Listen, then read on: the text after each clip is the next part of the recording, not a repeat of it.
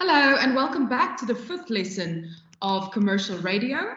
So today what we'll be doing is we'll be continuing with where we left off in the previous lesson. So in the previous one, we looked at programming in detail. So program manager, what his roles are, what he does, and all the structures beneath him, okay? All the structures that falls underneath him. Today, what we're going to be doing is we'll be looking at sales and revenue and marketing as the other two pillars of radio.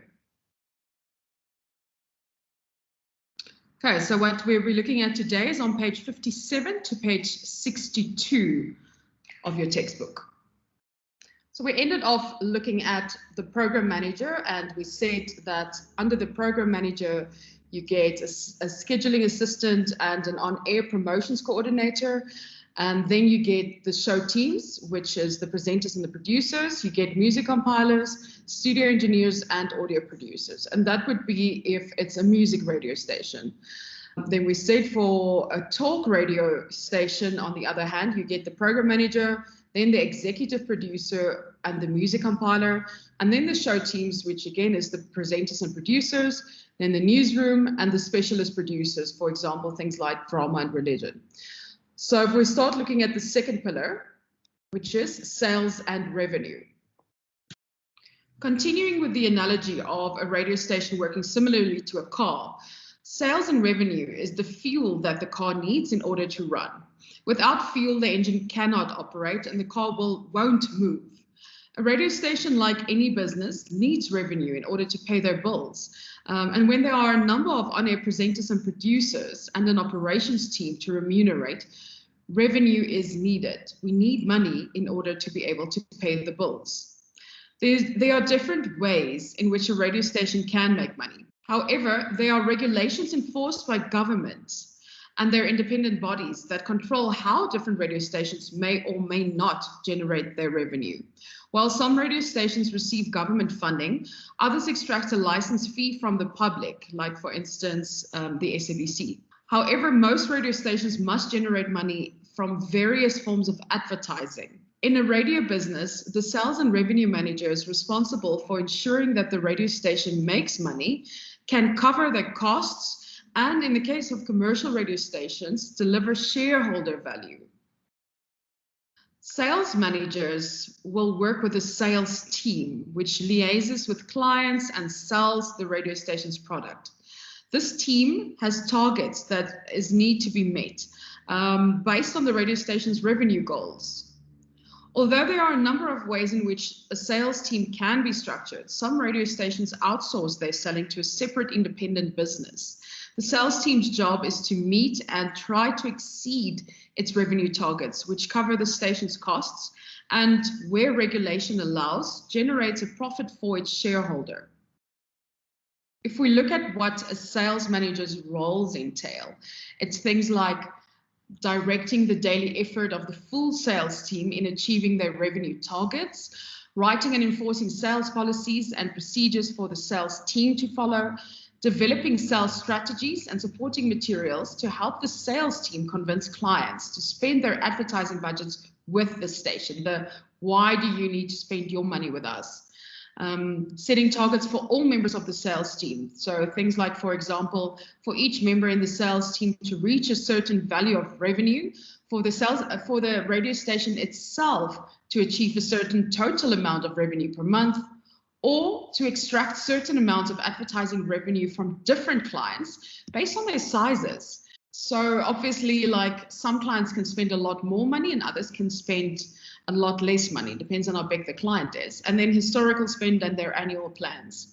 So for instance, if a particular business is launching a new product this year, then the sales manager would want to ensure that the client spends more with the station this year than they did last year, because last year they didn't have a new product to launch in their business plans. This year they do, so they need to spend a little bit more to advertise that new product.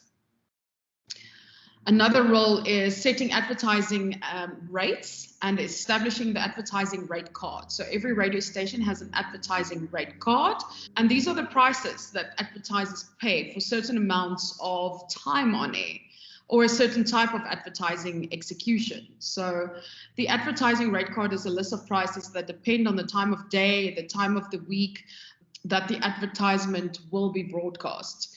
So different, obviously every single radio station's advertising rate card will look different, but your breakfast drive will normally be the highest pricing, and then the afternoon drive, followed by your daytime slots and your nighttime slots and your weekend slots. And you get specific packages for specific programming or for specific specialty shows. So there's a lot of things that go into building this rate card. And then another role is deciding on discount plans. So should this be relevant to the station in particular deals? Certain clients receive a discount based on how much advertising they commit to upfront for a year. If a client is able to do this, they can get up to a 40% discount on their advertising, because if you want to advertise the whole year and you have X amount to spend, then I know this is money that I'm 100% definitely getting upfront, which always helps a radio station. So because of your commitment, then things like discounts do apply. By having this upfront commitment from advertisers, sales managers are able to determine more accurate projections of the revenue they are likely to attain for the year. So it really helps you with your budget. Other roles include forecasting revenue, monitoring targets and reporting on all revenue-related matters, developing relationships with clients and participating in some of their strategic business planning. This will help a sales manager to better understand their clients' needs and to develop potential ideas in order to attract them to purchasing airtime on this station. Because if you understand a client, you can understand what will relate to them, what is of value to them, what is something that they will buy into. And then lastly, driving innovation, alternative revenue opportunities for the business. So for the radio station as a whole, that's important because that's new ways of bringing in revenue once again. Okay, so driving innovative alternative revenue opportunities for the business. The next one we look at is account executive. So now we've looked at the sales manager, okay? Which is the second part of the second pillar. So then it's the account executives. Sales managers manage a group of salespeople with different seniorities. However, such a group will mostly consist of account executives. Account executives are responsible for liaising with the clients and for making the deals and sales that help the radio station to achieve its particular revenue targets. The best account executives are those self-assured, determined people to chase down their monthly targets. They're also very persistent, and they know how to interpret research information to benefit their clients, whose brands and plans they know very well. Research is extremely important because you really need to understand who it is that you're dealing with. If I was an account executive, there would be various job resolutions that I might make, okay? And some of these include things like, I will spend more time with my clients than at my desk. So I'll spend more time outside than I will sitting here in front of my desk. I'll have a schedule of which clients I will see in person each week. Normally, they say you need to have about 10 in-person meetings each week. I will set aside at least 1 hour per day to prepare pitches and written presentations. These will be proactive and not reactive to the calls I receive from clients. So every day you're going to sit, you're going to put together a couple of pitches that you will send for clients or for potential clients of things that they might have coming up that you think will work for them. So this is proactive. You send this out before you talk to them and not afterwards. And then I will set aside 1 weekend day a month to actively visit the retail spaces and the businesses of my local clients. So why would I do this? So that I can see what is going on in their businesses. So I can actually put myself in a buyer's shoe. So if I go into, let's say, for instance, a retail shop, I can see what it is that they're selling. I can see what the specials are. I can see where there might be something lacking that I can tell them to focus on a little bit more. Okay, so 1 weekend day a month spent doing that. I will know my top 10 clients inside and out, their strategies, their budgets, their business challenges, okay? Because the more I know about them, the better I can assist them. I will make sure to loop back to any client once their campaign has gone on air in order to maintain their level of satisfaction. So I need to go back and to find out from them whether they were satisfied with what has been done or with what I can do to make sure that they are satisfied. Then I will act as an ambassador for the radio station, but also as an employee for the client, so that the client feels I put their business first. It's really important that a client feels special, that a client feels like you're going above and beyond for them. Otherwise, why will they give you their money? Okay. I will persevere because I know that more than 10% of sales deals are closed only after the 4th or the 5th attempt. Very important. You need to have perseverance, okay? Because it's not a case of the first time I contact you, you are literally going to give me all your money. I have to talk with you quite a few times before you will even consider spending your money with me. And then the last job resolution I might make is I will never think of myself as selling time. Rather, I am selling opportunities to promote business growth, to communicate with a specific audience, and for the client to associate their brand with another great brand, which is my radio station. Okay, so if I'm an account executive, there's a lot of different things that I'm looking at. These account executives that work for a radio station are the same account executives that you'll get in, for instance, buying agencies that might sell for radio stations. Many radio stations are often part of a larger broadcasting conglomerate or groups. Okay, so there are, for instance, there's Kagiso Media, there's Prime Media, there's AME. Okay, so those are all the radio stations that fall under them, form part of that broader business. However, the most efficient and effective way to sell radio airtime is by dedicating specific sales resources to individual radio stations. So to not try and sell them as a whole. If a sales team is located close to the radio station that it is selling airtime for, then it is able to become more familiar with the relevant listenership, as well as with the clients that are interested in reaching that listenership. Technology has advanced the speed at which a sales team can sell radio airtime. However, a lot of selling is still very much about networks and contacts, completely, okay? As well as about building long-lasting and trusting relationships with people.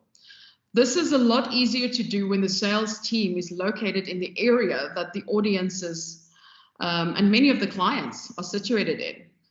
For example, if a sales team has a number of clients in different cities or provinces, it can mean that members of the sales team will need to travel to different cities at a time in order to develop face-to-face relationships. However, the team members would benefit from being located in the same city in which the radio station they are selling for is based, as they will intimately know and understand the radio station's target audiences. In this way, they will become experts in the audience's behaviors and their needs, so that their clients may better reach those audiences with their advertising messages. There are many ways in which a radio station can package its product or its content in order to sell it. When a brand or a client buys content, then they're buying the opportunity to embed their product in the creative execution of the concepts on air. This can range from sponsorships and competitions to interviews about the product or service, to embedding brand names in the discussions between on-air presenters. As the digital revolution continues to develop, there are increasingly new ways in which clients can spend their money on radio advertising. Across the world, radio stations have embraced social media. We all know this, and have built active and engaged communities on Facebook, on Twitter, YouTube, and other platforms. Sometimes these channels have communities that are larger than the measured on-air listening audiences. Moreover, they can extract various types of revenue from advertisers by exposing advertising messages to these online communities that the radio station has built. It's critical that the sales manager run their sales teams in such a way that they meet the revenue targets and continue to grow and satisfy their client base. Furthermore, the sales manager must develop a sales strategy that responds effectively to the needs of the clients, so that the sales team can utilize the radio station in order to solve clients' business challenges. So this was the second pillar now, okay? Sales and revenue, which means now we're moving on to the third pillar, marketing. Marketing as a discipline involves the art of informing and persuading. That's what it does. It creates demand for a product or a service. In this case, the product of the radio station. By creating conversations and captivating listeners, the marketing team at a radio station creates a demand. Listeners listen for longer and more often, and the sales team has an audience that it can sell to clients, to its clients. It can be said that the most important asset that a media business has is its audience or its users. That means that radio stations are always endeavoring to build lasting bonds with their audiences. In order to connect to existing and potential audiences in unique and relevant ways, as well as in ways that are rapidly changing, radio stations employ the science and the art of something called brand management. I'm not sure if you've ever heard of brand management before. This is the managerial tool that allows a station to build and exploit its unique dimensions as a business. When we say that a radio station employs the tool of brand management, we mean that the station establishes a brand as a way of enhancing its competitive advantage by emphasizing how it differs from its competitors. A brand can be defined as the marks, the logos, and the visual identities that we attribute to a certain company for the goods or services it creates, which allows us to identify it and sets it apart from its competitors. In brand management, a marketing or a brand manager provides the brand with certain attributes that are reinforced in the minds of the target market.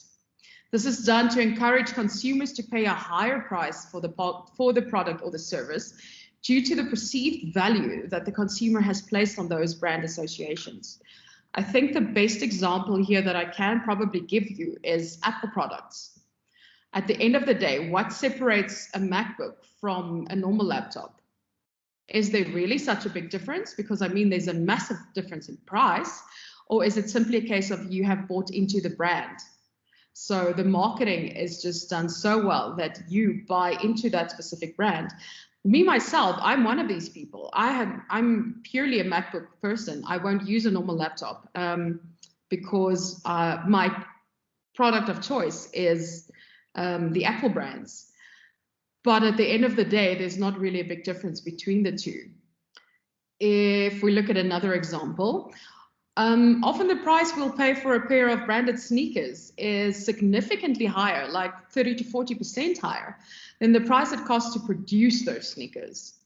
If the sneakers carry a specific brand mark, then we're happy to pay a higher price as we can be assured of the quality, the credible manufacturing, the social acceptance, and the on-trend fashion. These are all brand attributes that the producer of the sneakers has developed in order to establish a certain perception in our minds. And that's what it comes down to. It comes down to perceptions. This causes us to believe that it's a smarter choice, even if it is more expensive, to purchase a particular brand of sneakers over another pair we might buy at a lower price. We spoke about programming as being the engine of a radio station, and we mentioned that sales is the fuel of a radio station. Okay, the fuel that makes it run. It's the sales. Why? Because that's how we bring in money. So then marketing can be seen as the body of the car, the part of the car we see on the road, that nice shiny section. So this is the part that makes the car look shiny and attractive, and what makes other drivers try the car and consider buying it. In this way, marketing must attract new listeners through its marketing activities. It must knock on the new doors and present the brand to people in order to get them to sample the radio station. The marketing manager develops and implements a marketing strategy based on the station manager's goals for the station. We spoke about that a bit earlier as well. Without any kind of communication, a company can't establish its points of difference and points of similarity, which means that the radio station's brand does not actually exist in the mind of the consumer. As a result, the consumer does not behave in a way that the radio station wants them to, by lending their ears to the radio station, by listening to the station, okay? If this was not done, why will you listen to a radio station, all right? So it's really important. Marketing and brand development for radio is very important in terms of building cumulative listening audiences, which is also called the cume of a radio station. In simple terms, the cumes refers to how many people are tuning into the radio station on a weekly basis. While the on-air teams and the program manager can keep people listening and increase their time spent listening, also called their TSL, as in how long at one point are they listening to the radio, so at one point specifically. The marketing manager and the marketing team is needed in order to recruit new listeners to build that cume. There are various ways in which a marketing manager and a radio station's marketing team can achieve this knocking on the doors effect. There are a lot of marketing tools and activities that are at their disposal, such as events, billboards, TV ads, on-the-ground activations, things like that they can utilize in order to propose their brand to new listeners. You'll see there are quite a few 947 billboards if you ever drive on William Nicol. That's around there. And close to Kaya FM, they have a massive big billboard also. So a lot of radio stations utilize these. A good marketing manager will also try to use as many instruments of their brand communication mix to either change what is known about the radio station's brand or to stabilize what the audience believes about the brand in order to attract more listeners and to maintain the existing ones. So we want to attract new ones, but we also want to keep the ones that we currently have. However, what matters most when it comes to marketing is that the consumer, in this case, the radio, in the case of radio, the listener or the audience, is at the heart of the marketing team's focus. In this sense, the marketing team must understand their audience so well that they'll know how to make them listen for longer. It's imperative that the marketing team knows how to do this. So not only must the on-air team understand their audience, the marketing team must understand them in detail.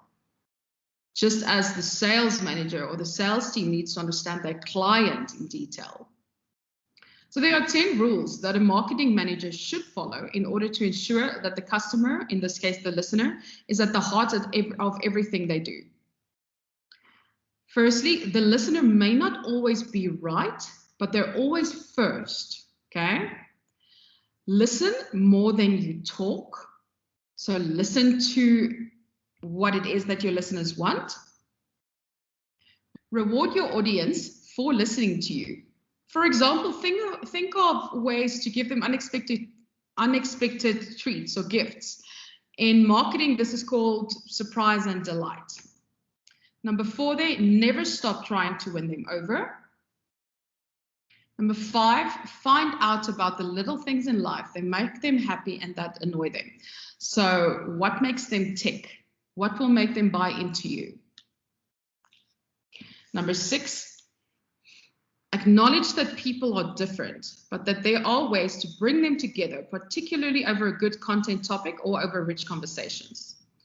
Number 7, apologize and admit fault when you've made a mistake in business or as a business. Number 8, take the audience into your confidence. Don't shock them with change, but rather take them along for the ride. Number 9, encourage them to share. You'll always learn something, even if it's something you don't necessarily like, you'll still learn it. And number 10, love the audience. They're listening and they are working, and you are working to keep them listening, because at the end of the day, it's because of them that you get paid a salary. A lot of marketing is concerned with analyzing information and putting it to good use in the development of a strong marketing strategy, as well as with the execution and effective implementation of that marketing strategy. It's important that you never reject information that you don't like or that you don't understand. You should always question your personal perception and observation with formal research. It's very easy for management to consider themselves the judge whose job it is to decide whether things should or shouldn't happen.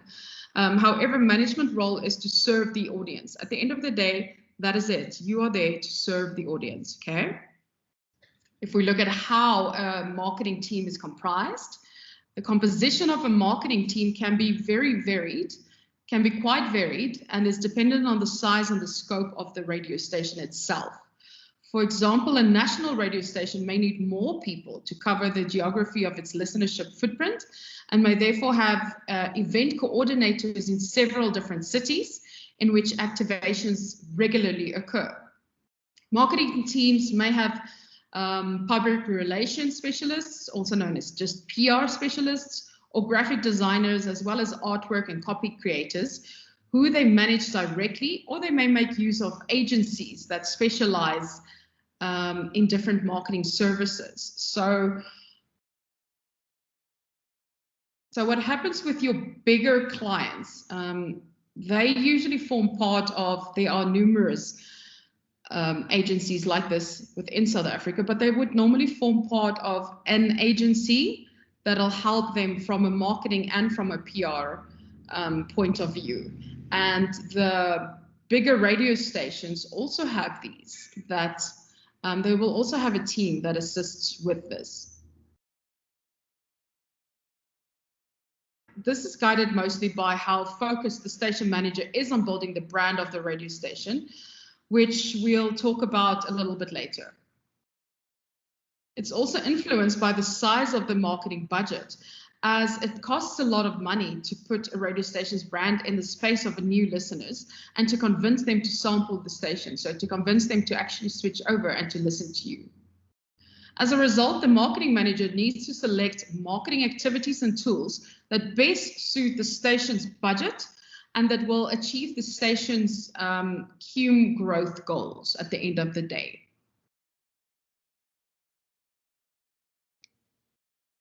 Okay, if we look at your homework, I'm asking you to complete activity 2B, which is on page 62, and to email it through to me. So page 2B says, number 1 then, name the 3 pillars of radio and provide a brief definition of each, including who is responsible for each pillar. So what did we say are the 3 pillars of radio? Programming and content, sales and revenue, and marketing. And who's responsible for each? The program manager, the marketing manager, and the sales manager. Then number 2, then match the following program team roles in column A with their correct areas of responsibility in column B. So in column A, it says A, the scheduling assistant, B, studio engineers, C, music compilers, D, on-air promotions, and E, newsroom. And then on the other side, they just give you a little bit of a job spec. So you just have to mix and match them. And then number 3, consider which of these pillars would be most appropriate for your career path in the radio business and why. So if you had to decide on one of these, where would you want to place yourself and why? So if we look at the breakdown then up to now where we've looked at the station manager, and then you get an administrator, which will assist the station manager. Then you have the 3 managers. So the program manager, the marketing manager, and the sales manager.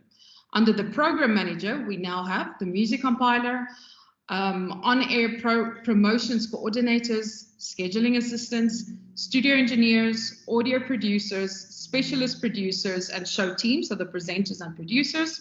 Under the marketing manager, we have event coordinators, the PR specialists, the digital marketing specialists. Don't forget the digital marketing, it's growing quite a bit. And then lastly, the sales manager. Under them, we have sales business unit and the regional managers. We have the account executives, and we have the booking administrators and schedulers. Okay.